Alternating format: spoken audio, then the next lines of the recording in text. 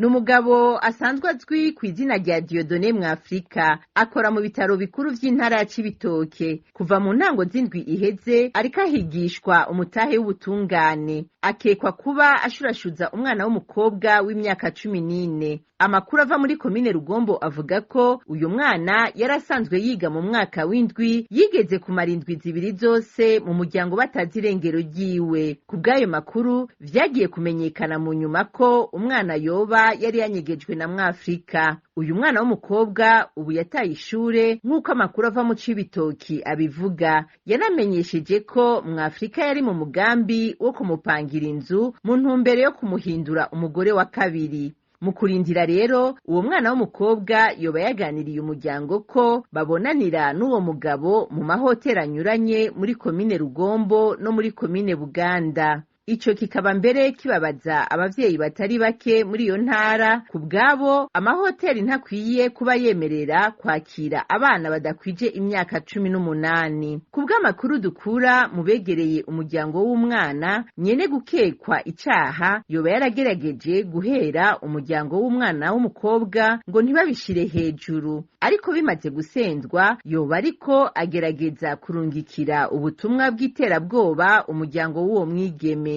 Uwo akekwa ko gushurashuza abana rero, amakuru ava mu Cibitoke avuga ko koba arakageso asanganywe kuva kera. Uruganda rwa RPA rwagerageje kurondera Dieudonné Mwafrika, ariko telefone yiwe ntiyacamwo. Amakuru mu Cibitoke avuga ko yoba yazibukiriye. Ntiturashobora no kuronka kandi umushikirizamanza wa Republika mu ntara ya Cibitoke. Ico bikoze, amakuru ava mu Cibitoke avuga ko ibipimo vyo kwa muganga vyerekana ko uwo mwana w'umukobwa w'imyaka 14 ubu ari umugore.